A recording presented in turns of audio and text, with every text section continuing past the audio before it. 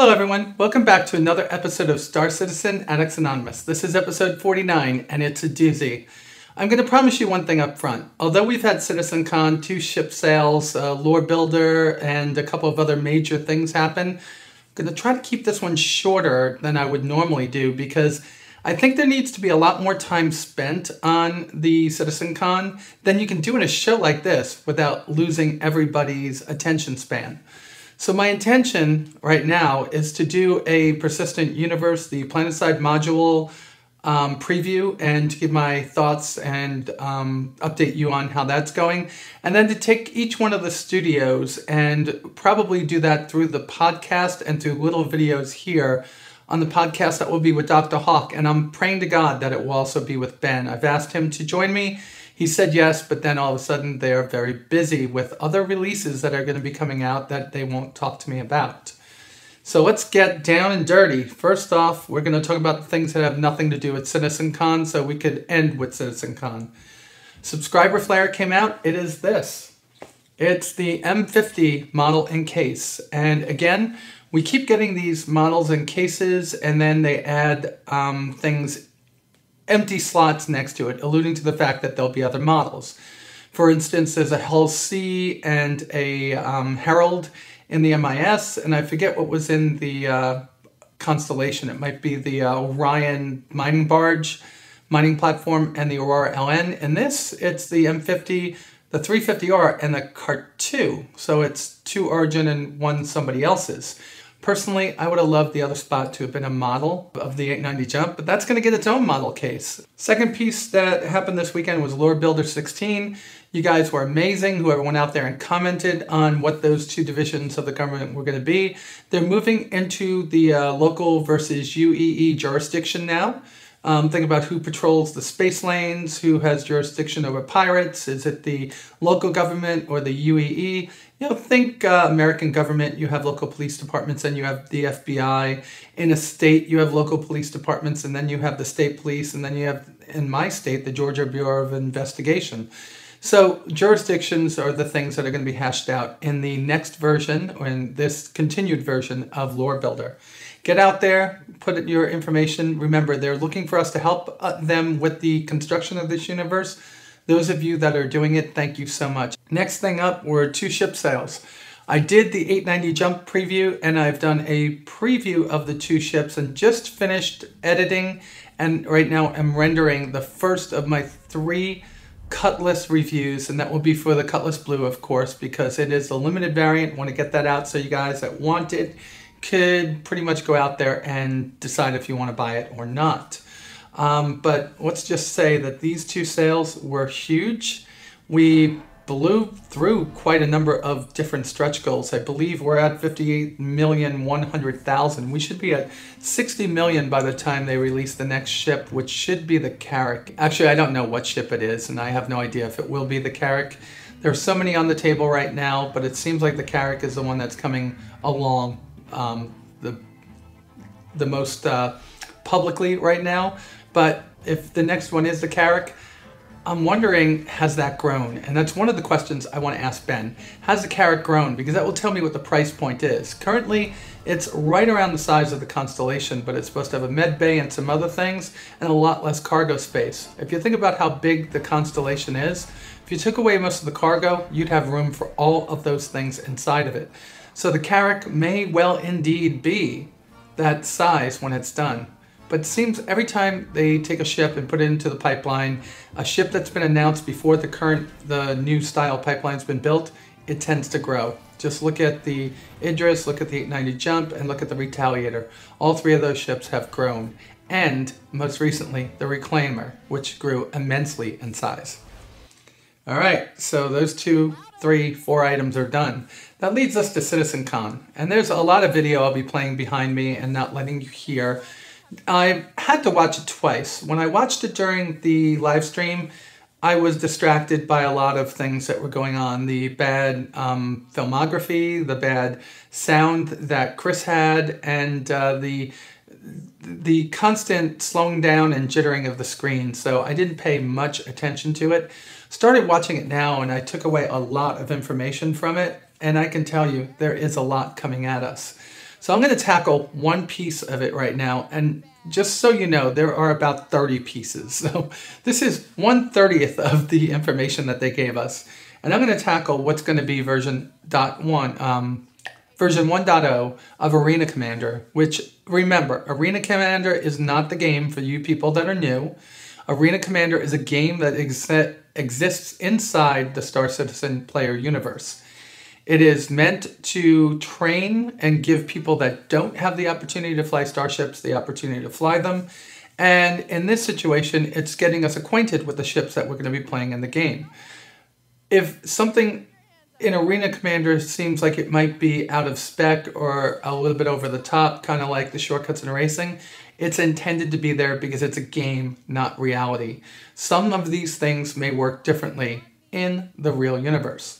So, well, not in the real universe, but in the Star Citizen player universe. So Arena Commander, the biggest thing that they've done recently is they've increased the speed of all the ships. One thing that's done is it's made it a little bit more difficult for you to maneuver around, because if you're at full speed, within 10 or 20 seconds, you're at the other end of the map. So the first thing that they're going to be doing over at Foundry 42 is they're going to be doubling the map size. And that's currently in the current spec of the game. So doubling the map size is something that they can do with the current technology. To enable things like multiplayer ships, like the Constellation, okay, let's just go through. There's a bunch of them, but currently in our hangars, we have the Constellation, the Cutlass, and the Freelancer. To enable them to be able to fly in the universe and have enough room for them to maneuver and hide and do their thing, we're going to have to move the actual technology of the game from what it's currently based on, which is 32-bit addressing, and move it to 64-bit addressing. Although CryEngine shows off some of the most exotically beautiful graphics out there, and if you've played any of the Crysis engine games, it seems like you're in this big space. Usually the maps are a lot smaller.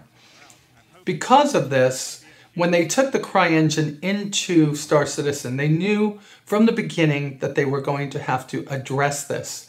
And the way to address this is to move to something called 64-bit addressing, or I think it's dual floating point addressing, one of those two. I'm a little bit lost as to which one of these two is the actual terminology and which one of these two is actually just something they're telling us to make it sound better and easier for us to understand.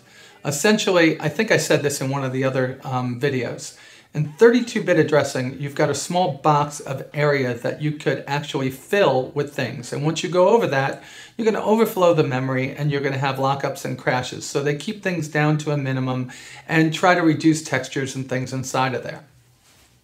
When you move to 64-bit addressing, it's not double or quadruple. It's to the nth power. So and I'll use the way that 64-bit versus 32-bit computing happens. In a 32-bit computer, you could address 4 gigs of RAM. Well, that's not entirely true. It's like 3.2. In a 64-bit system, you could address an exabyte of RAM. Exabyte. Someone correct me on that, please. And what you're looking at here is going thousands of times, I think, larger, right? So I think you're going to see a similar, but not exactly the same difference in the way that 32-bit addressing works and 64-bit addressing works in the Star Citizen universe. One of the announcements they made when they were talking about this is that they now have Sean Tracy on the team full-time working for CIG in Austin. That is a great thing because he's been working as liaison between CryEngine and CIG for quite a while, and with the presumed bankruptcy problems that CryEngine's been having, presumed because I don't know if they've been substantiated. I don't see any verification on that, and I'm sure that some of you will put it down below and I will correct myself in the next episode. But with him on the team, it means they have somebody that was there for the creation and the evolution of that engine, and he'll be able to help the people at Star Citizen, at Cloud Imperium Games, specifically the Austin studio, to start to tailor that engine specifically for the Star Citizen universe. I'm very excited about that. All right, so they got into another piece of it, which is a mission management. And this is the piece of Elite Dangerous I like, where you can go and hide and run cold and pretty much stay silent until somebody comes around, throw on all your weapons and systems, and then go right after the guy and take him out. Well, this is something they're going to begin to model in the Star Citizen universe, specifically Arena Commander, and that's being done by the team over at Foundry 42. Second piece of this is advanced power management. You will need to do this in order to have emissions management. You're going to need to power down some systems and reduce power to life support, things like that, to be able to produce a small enough signature not to be picked up by most scans.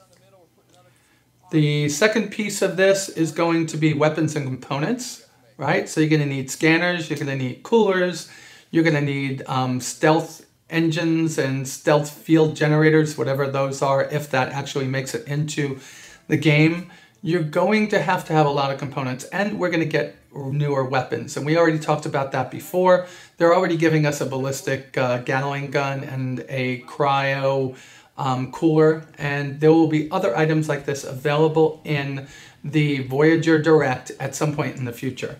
And this will help these two pieces together. And this also ties into the missiles and countermeasures systems, right? So they're going to make the missile system and accuracy and being able to counter it a lot more realistic and improve that. Right now, you pretty much get a hit when you're flying at somebody and launch the missile at a very short distance. In the grand scheme of things, most missiles in this reality are launched at beyond visual range. Anything that's launched at visual range is usually a heat seeker, and those are very hard to outmaneuver because they're very fast, they're highly accurate, they have a little bit more not powerful, but effective warhead. And because they're honing in on heat, the heat that the leading edges of the wings create going through air, and the heat that's put out by the exhaust of the engines, it's tough to freak them today, although it is possible with flares and some hard maneuvers. This is something that they're going to try to build into the game engine. So when you're firing missiles, specifically radar missiles that close, I don't think that would really be an effective weapon, but using a heat seeker that close may be, because it's able to pick up on the heat generated by the power supply and by other pieces in the ship.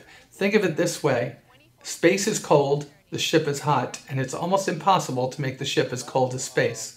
You can reduce your signature, but if you're on somebody's butt, his signature in front of you is not being reduced. Heat seekers are going to be good in this. So I like this missile system. They didn't get as intricate into it as I just did, but it's just an idea of what it can do for the game. All right, so leaderboards are going to be updated too. Right now they say that they're a little... well, they've learned a lot from them being out there, and they're going to continue to tweak them and put them out so they're meaningful. Right now, I don't see how they're meaningful, being that the game's not balanced, the game's not out, but I think they're really cool to look at, especially when you actually get on one. And I've had a couple of the enablers, the official organization of this video cast. I've had a couple of them make their way on and off of the top 5 from time to time, specifically in racing, and a couple of them, I think, in the Vandal Swarm co-op. All right, what else is going to happen? Well, here's something else. We talked about bigger spaces, bigger places to fight. Well, they're going to improve the materials in there and spruce them up and make them look better.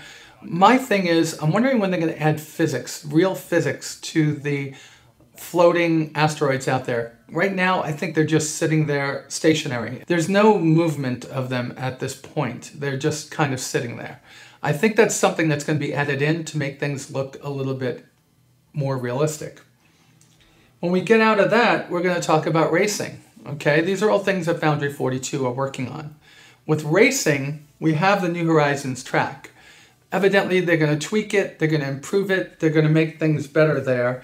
And I don't know what they meant by that. I don't know if that means that they're going to make things more visually beautiful, if they're going to add a couple of new race modes, or what.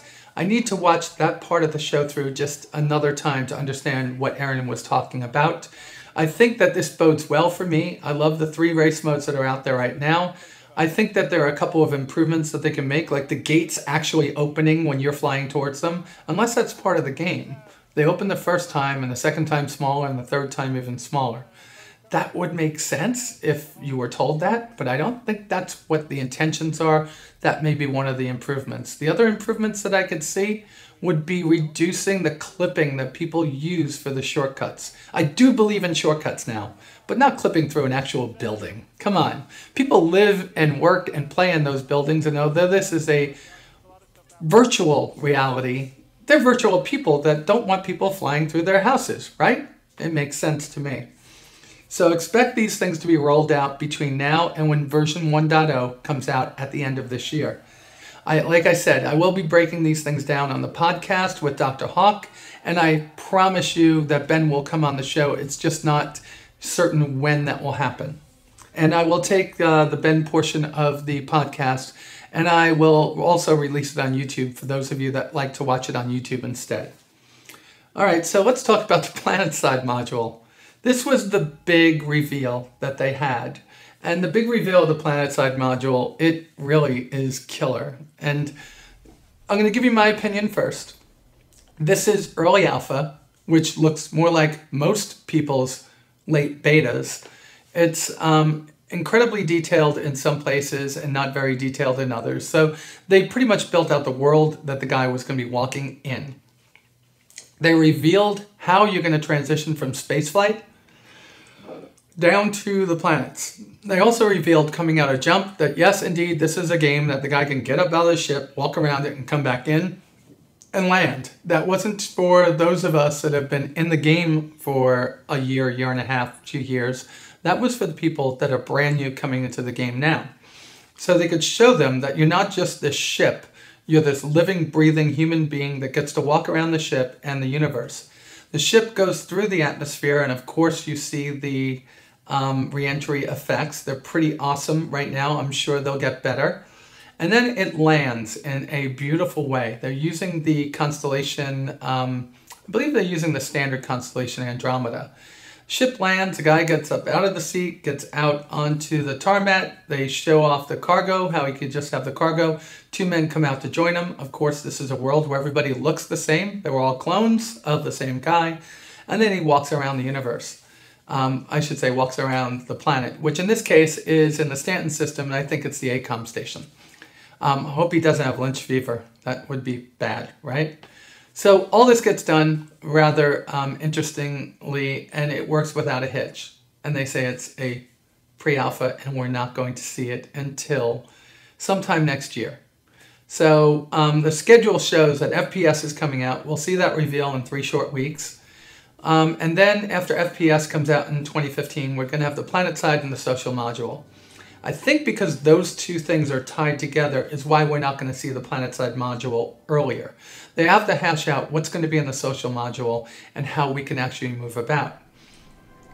And then they talked about things besides the Planetside module. They talked about the second drop of organizations, which is the last thing that I'm going to talk about today. And I'll save everything else for my recap of the CitizenCon announcements that I'm going to be doing later on.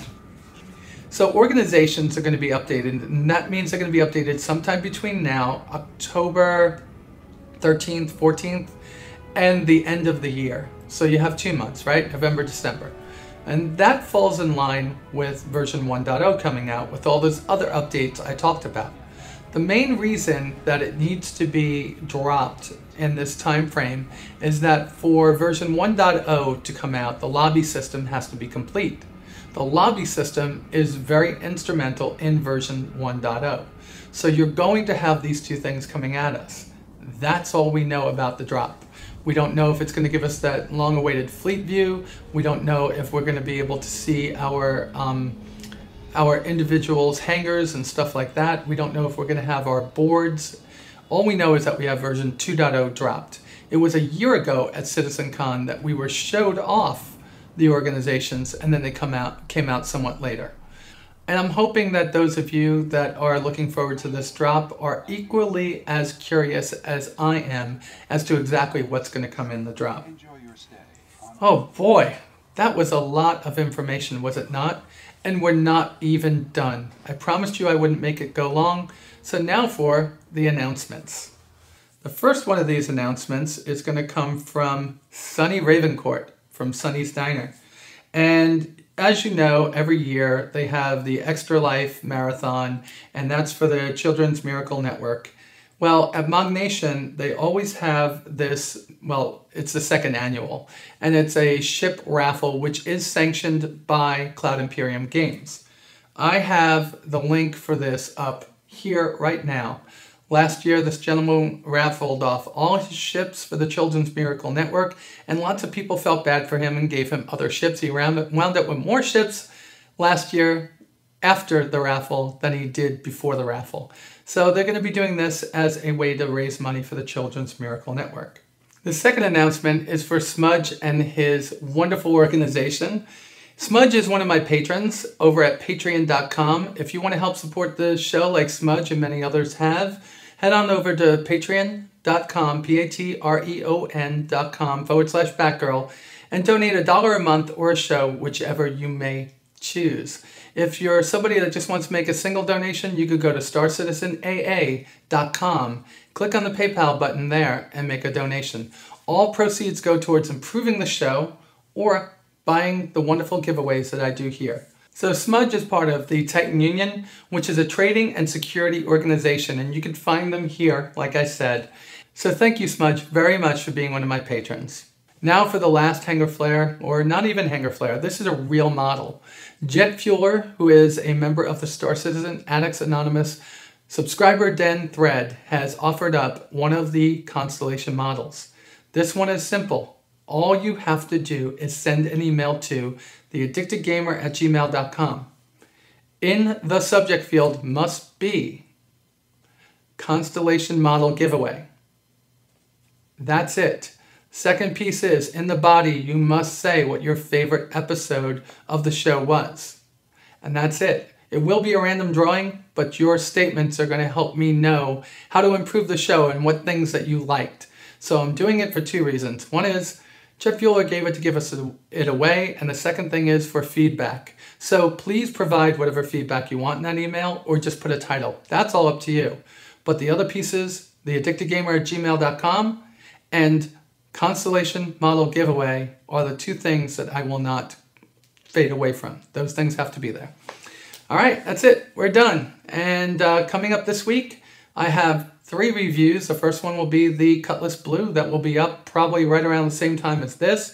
I created a whole separate area for my ship reviews now. It's its own playlist. So if you like them, you could subscribe to that playlist and you'll get them each time I put them up. If all you want to do is subscribe to this show, you can do that. So I'm making it easier for you to get to the content that you like. All right, that's cool. Second thing is, I do have a podcast every week with Dr. Hawk, or every 2 weeks, depending on our schedule. It's called Star Citizen Informer. It's both on Stitcher Radio and it's also on iTunes. Look it up. And the last thing is, and I always fail to say this, but I am a member of Ladies of the Round Table. We're a group that tries to raise money for scholarships, for STEM fields, for women that, well, young women that want to get into the STEM fields. And we do a podcast, video cast, whatever you want to call it, every Friday night at 9:30 or 10 o'clock, depending on who's late. I would love for you guys to come out there and partake in the conversation there. We talk about a lot of controversial topics, and we have a lot of indie developers that join us. So please check it out. Come out to us. It's Ladies of the Round Table, and it's on Twitch live every week. They're also posting up the YouTube videos, but that doesn't make it easy for you to take part in the conversation. If you go to the Twitch stream, you could actually be taking part. And Carmen has a huge amount of giveaways. Anytime we reach over 20 viewers on the stream, she's giving stuff away. So that's it. All right, guys. With all that said, I'll talk to you soon. Bye.